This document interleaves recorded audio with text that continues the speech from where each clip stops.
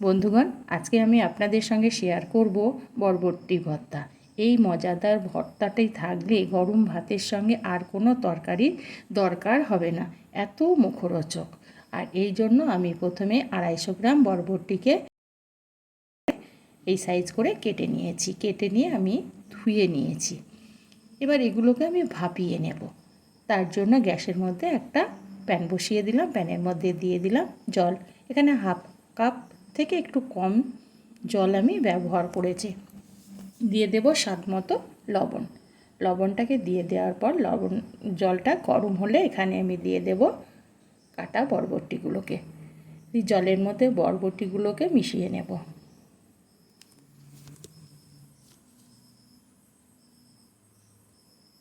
এবার এটাকে ঢাকা দিয়ে ভাপিয়ে নেব মোটামুটি 5 মিনিট মতো।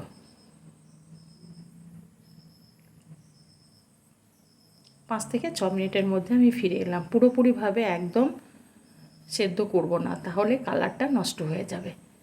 আমি 4 ভাগে 3 ভাগ বরবটিটাকে সেদ্ধ করে নেব। তারপর আমি এটাকে জলটাকে পুরোপুরিভাবে শুকিয়ে নিলাম। এবার গ্যাসটাকে বন্ধ করে দিয়ে পুরোপুরিভাবে এটাকে ঠান্ডা করে নেব। এটাকে নামিয়ে রেখে এই গ্যাসের মধ্যে বসিয়ে দেব আবারও একটা কড়াইয়ের মধ্যে দিয়ে দিলাম কিছুটা সর্ষের তেল। তেলটা গরম হলে এখানে দিয়ে দেব গোটা 6 শুকনো লঙ্কা। এগুলোকে একটু নেড়ে চেড়ে লাল করে ভেজে নেব।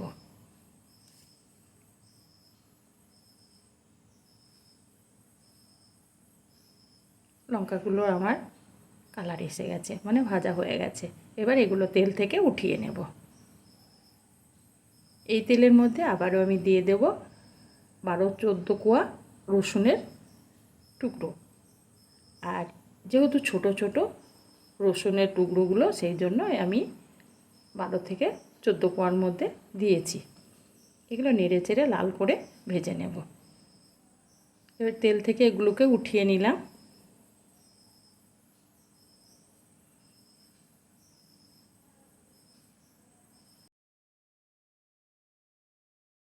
এবার এই তেলের মধ্যে দিয়ে দেব কুচনো পেঁয়াজ।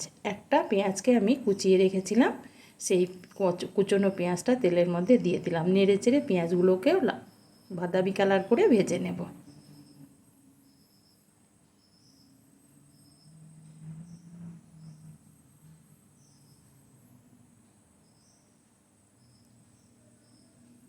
এভাবে নাড়তে হবে, নাহলে তলের দিকে পেঁয়াজগুলো পুড়ে যাবে, সম্পূর্ণভাবে ভাজা হবে না। পেঁয়াজটা বাদামি কালার হয়ে গেছে। এবার তেল থেকে পেঁয়াজটাকে উঠিয়ে নেব।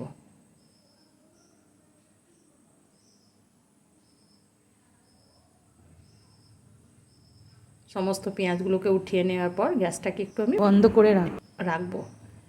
এবার একটা মিক্সিং জার নিয়েছি। মিক্সিং জারের মধ্যে গোটা 4 আমি শুকনো লঙ্কা ভাজা নিয়ে নিলাম। 2টো আমি রেখে দিলাম গার্নিশের জন্য।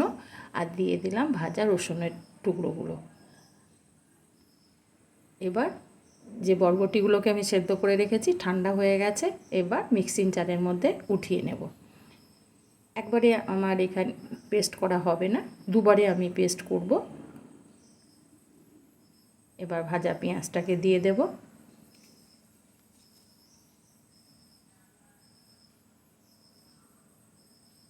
এবার ঢাকনাটা লাগিয়ে এটা একটা পেস্ট বানিয়ে নেব। পেস্টটা আমার বানানো হয়ে গেছে। আবারও আমি গ্যাসটা ধরিয়ে দিলাম। ওই তেলের মধ্যে দিয়ে দিলাম কিছুটা, হাফ চামচ থেকে একটু কম কালো জিরা। কালো জিরাটাকে আমি নেড়ে চেড়ে ভেজে নেব। কিছুক্ষণ ভেজে নেওয়ার পর দিয়ে দেব বরবটিটাকে আমি পেস্ট বানিয়ে রেখেছি, সেটাকে দিয়ে দিলাম।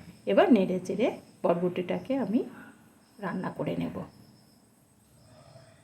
অনবরত নাড়তে হবে। এইভাবে নাড়তে নাড়তে সমস্ত এই আঠা আঠা ভাবটা কেটে যাবে, দিয়ে শুকনো ভাব এসে যাবে। জলা জলা ভাবটা যতক্ষণ না কাটবে ততক্ষণই আমি এইভাবে নাড়তে নাড়তে জলটাকে শুকিয়ে নেব।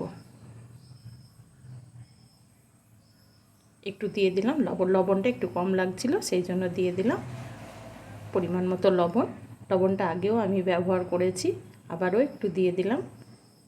এইভাবে অনবরত নাড়তে নাড়তে জলটাকে আমি পুরোপুরিভাবে শুকিয়ে নেব, একদম কড়াই ছেড়ে আসবে। দেখুন বন্ধুরা, সমস্ত আমার বরবটি ভর্তাটা কড়াইটা ছেড়ে দিচ্ছে, তার মানে আমার ভর্তাটা রেডি হয়ে গেছে, একদম কড়াই ছেড়ে দিচ্ছে। এবার আমি গ্যাসটাকে বন্ধ করে দেব। গ্যাসটাকে বন্ধ করে দেওয়ার পর আমি একটা প্লেটের মধ্যে উঠিয়ে নেব। আর যে লঙ্কা দুটোকে আমি রেখে দিয়েছিলাম উপরে এইভাবে ভেঙে গার্নিশ করে দিলাম। বা